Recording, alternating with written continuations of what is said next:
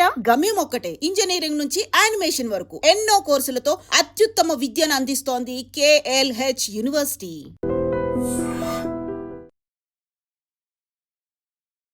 నమస్తే, welcome to I dream talking point with కవిత.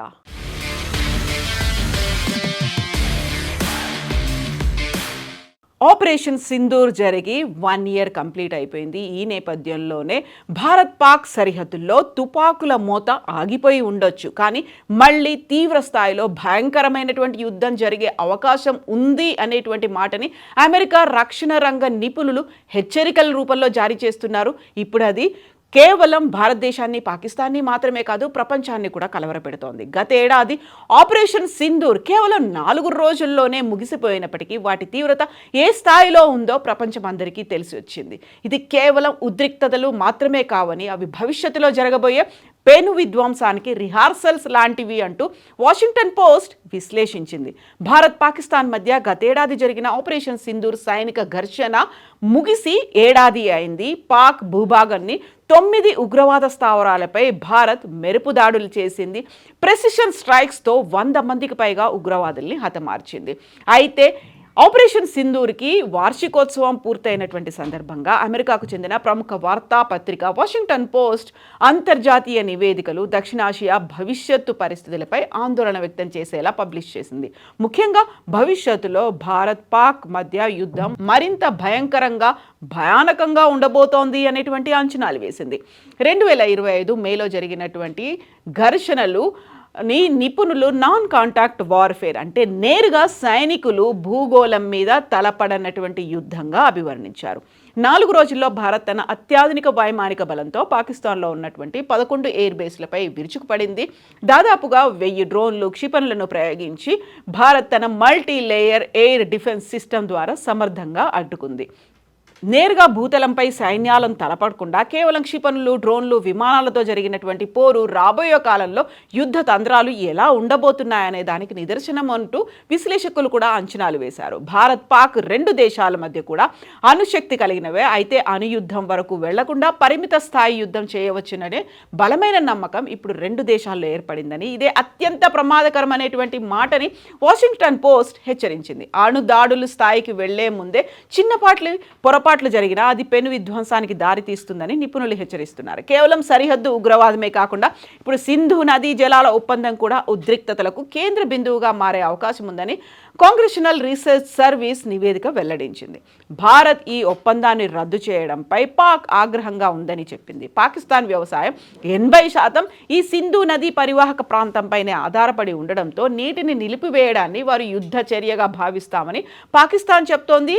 అదే ఇప్పుడు యుద్ధానికి కూడా దారి తీయొచ్చు అనేటువంటి హెచ్చరికలు ఉన్నాయి. ప్రస్తుతం 2 దేశాల మధ్య గతేడాది యుద్ధంలో తమ బలహీనతలను విశ్లేషించుకున్నాయి, తర్వాత రౌండ్కు సిద్ధమవుతున్నాయి అనేటువంటి మాటని అమెరికా వ్యూహకర్త ఎలిజబెత్ ట్రెల్కస్ట్ అంటున్నారు. సరిహద్దుల్లో నివురుగప్పిల నిప్పులా ఉన్నటువంటి ప్రస్తుత పరిస్థితులు ఎప్పుడు అగ్గి రాజేస్తాయో అనేటువంటి ఆందోళన ప్రపంచ దేశాలు చెందుతున్నాయి అనేటువంటి మాటని అమెరికా రక్షణ రంగ నిపుణులు అయితే చెప్తున్నారు.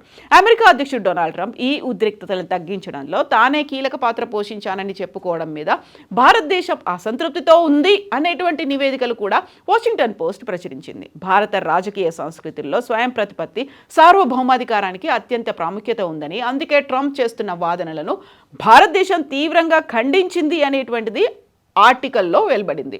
ఇదే కొనసాగితే భవిష్యత్తులో భారత్ పాక్ మధ్య సంక్షోభం తలెత్తి మధ్యవర్తిత్వం వహించే విషయాల్లో వాషింగ్టన్కు ఇబ్బందిగా మారుతుంది అనేటువంటి మాటని వాషింగ్టన్ పోస్ట్ వెల్లడించింది. ఇదే మాటని విశ్లేషకులు కూడా అభిప్రాయపడుతున్నారు. అయితే భారత్ పాకిస్తాన్ మధ్య జరిగినటువంటి ఆపరేషన్ సింధూర్కి ఏడాది పూర్తయిన సందర్భంగా ఉగ్రవాదంపై తన వైఖరిని భారతదేశం మరోసారి స్పష్టం చేసింది. పాకిస్తాన్ మద్దతుతో జరుగుతున్న సరిహద్దు ఉగ్ర చర్యలకు తగిన సమాధానం ఇస్తామని, అంతర్జాతీయ స్థాయిలో ఉగ్రవాద వ్యతిరేక పోరాటాన్ని మరింత బలోపేతం చేస్తామని భారతదేశం అయితే పేర్కొంది. దీనికి సంబంధించే భారత్ పాకిస్తాన్ మధ్య గత ఏడాది జరిగినటువంటి ఆపరేషన్ సింధూర్ మీద పాకిస్తాన్ సైన్యాధిపతి ఫీల్డ్ మార్షల్ ఆసిఫ్ మునీర్ కూడా రెస్పాండ్ అయ్యారు. ఆసిఫ్ మురి మరోసారి వివాదాస్పద వ్యాఖ్యలు చేశారు. భారత్తో జరిగిన పోరాటం సాధారణ యుద్ధం కాదని, అది 2 సిద్ధాంతాల మధ్య జరిగినటువంటి యుద్ధంగా పేర్కొన్నారు. ఈ మేరకు మార్కా ఏ హక్ పేరుతో పాకిస్తాన్ పేర్కొంటున్న 4 రోజుల ఘర్షణకు సంబంధించినటువంటి ఆ కార్యక్రమాల్లో పలు కీలకమైనటువంటి వ్యాఖ్యలు చేశారు. రావల్పిండిలో జనరల్ హెడ్ క్వార్టర్స్లో జరిగినటువంటి ఈ కార్యక్రమంలో సైనిక అధికారులను ఉద్దేశించి మునీర్ భారత్పై మరోసారి ఆరోపణలు చేశారు.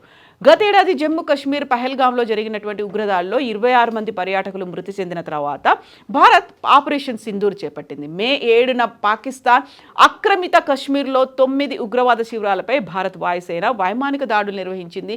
ఉగ్రవాదానికి అడ్డుకట్ట వేయడమే ఈ చర్యల్లో ఉద్దేశమని భారతదేశం స్పష్టం చేసింది. భారత్ దాడుల తర్వాత పాకిస్తాన్ కూడా ప్రతి దాడులకు దిగిందని, అయితే భారత సైన్యం వాటిలో ఎక్కువ భాగాన్ని సమర్థంగా తిప్పికొట్టిందనేటువంటి మాటని అప్పట్లో రక్షణ వర్గాలు వెల్లడించాయి. ఇరు దేశాల మధ్య ఉద్రిక్త పరిస్థితులు 4 రోజుల పాటు కొనసాగాయి. అనంతరం 10న 2 దేశాల సైనికాధికారుల మధ్య హాట్లైన్ చర్చలు జరగడంతో సైనిక చర్యలు నిలిపివేసే అంశంపై అవగాహన కుదిరింది. అయితే ఈ ఘటనపై ఆసిఫ్ మునీర్ భిన్న వాదనలు వినిపించారు. మే 6-7 రాత్రి నుంచి మే 10వ తేదీ వరకు భారత్ పాకిస్తాన్ భౌగోళిక సమగ్రతను ఉల్లంఘించిందని ఆరోపించారు. దీనికి పాకిస్తాన్ జాతీయ ఐక్యత, పూర్తి సైనిక శక్తితో సమాధానం ఇచ్చింది అన్నారు. మార్కా ఏ హక్ అంటే కేవలం 2 దేశాల మధ్య జరిగినటువంటి సంప్రదాయ యుద్ధమైనది కాదని, ఇది 2 భిన్న సిద్ధాంతాల మధ్య జరిగినటువంటి నిర్ణాయక పోరాటం అనేటువంటి మాటని ఆసిఫ్ మునీర్ అంటున్నారు. ఘర్షణ సమయంలో పాకిస్తాన్ 26 లక్ష్యాలపై దాడులు నిర్వహించింది అనే మాటని మునీర్ చెప్తున్నారు. అయితే ఈ దాడులకు సంబంధించినటువంటి ఎలాంటి అధికారిక ఆధారాలు మాత్రం ఆయన వెల్లడించలేదు. అలాగే యుద్ధ విరమణ కోసం అమెరికా ద్వారా భారతే ముందుకొచ్చింది అనేటువంటి మాటను కూడా అన్నారు. శాంతి ప్రయోజనాల దృష్ట్యా పాకిస్తాన్ కాల్పుల విరమణకు అంగీకరించింది అనే మాటని ఆసిఫ్ మునీర్ చెప్తున్నారు. ఇందుకు భారత్ మాత్రం ఆ వ్యాఖ్యలను పరోక్షంగా ఖండిస్తోంది. కాల్పుల విరమణపై ఎలాంటి మూడో దేశం జోక్యం చేసుకోలేదు. 2 దేశాల సైనికాధికారుల మధ్య నేరుగా జరిగిన చర్చల ద్వారానే అవగాహన కుదిరింది అనేటువంటి మాట భారతదేశం గతంలోనే స్పష్టం చేసింది. ఉగ్రవాదాన్ని ఎదుర్కోవడానికి భారత్ తన హక్కులను వినియోగించుకుందని, సరిహద్దు దాటి జరిగే ఉగ్ర చర్యలను సహించబోమని కూడా భారత్ పునరుద్ఘాటించింది. భారత్ పాక్ సంబంధాలు మరోసారి ఉద్రిక్తంగా మారే అవకాశాల మధ్య ఆసిఫ్ మునీర్ చేసినటువంటి తాజా వ్యాఖ్యలు ప్రాధాన్యం సంతరించుకున్నాయి. దీనికి తోడు అంతర్జాతీయంగా వాషింగ్టన్ పోస్ట్ వెల్లడించినటువంటి ఆ ఆర్టికల్ కూడా భారత్ పాక్ మధ్య భవిష్యత్తులో భీకరమైనటువంటి, అతి భయానకమైనటువంటి పరిస్థితులు ఉంటాయి, యుద్ధం బియాండ్ కంట్రోల్గా ఉంటుంది, అప్పుడు అమెరికా కూడా మధ్యవర్తిత్వం వహించదు అనేటువంటి మాటని ఇండైరెక్ట్గా అమెరికా ఏమైనా చెప్పదలుచుకుందా, లేకపోతే పాకిస్తాన్కి ప్రోత్సాహం అనేది ఉంటుందా? ఆసిఫ్ మునీర్ చెప్పినటువంటి వ్యాఖ్యల్ని బట్టి చూస్తే డిఫెన్స్ మెకానిజంని విపరీతంగా డెవలప్ చేసుకుంటున్నాము, డిఫెన్స్ బడ్జెట్ను కూడా పెంచాము, దేశ ప్రయోజనాలు ముఖ్యం, దేశ సరిహద్దులు ముఖ్యం, దేశం పాకిస్తాన్ శాంతిని కోరుకుంటోంది అనేటువంటి మాటని ఆసిఫ్ మునీర్ తీవ్ర స్థాయిలో చెప్పారు. అదే మాటల్ని సైనికాధికారులకు కూడా వెల్లడించారు. ఈ నేపథ్యంలోనే భవిష్యత్తులో ఎలాంటి వాతావరణం ఉండబోతోంది? సరిహద్దు యుద్ధ వాతావరణమే ఉంటుందా? సరిహద్దులను దాటి భారతదేశంలో కూడా ఎంటర్ అయ్యేలా పాకిస్తాన్ ఇప్పటికీ సన్నాహాలు చేస్తోంది. దానికి తోడుగా అంతర్జాతీయ సరిహద్దుల వెంబడి ఉన్నటువంటి బేస్ క్యాంపులను కూడా మార్చుకుంటోంది, రిమోట్గా కూడా అటాక్ చేయాలని చూస్తోంది అనేది ఇంటెలిజెన్స్ హెచ్చరికలు కూడా ఉన్నటువంటి నేపథ్యంలో ఇప్పుడు ఆసిఫ్ మునీర్ చేసినటువంటి వ్యాఖ్యలతో పాటుగా వాషింగ్టన్ పోస్ట్ ప్రచురించినటువంటి ఆర్టికల్ని ఎలా చూడాలి? మీరేమనుకుంటున్నారో కామెంట్స్ రూపంలో తెలియజేయండి.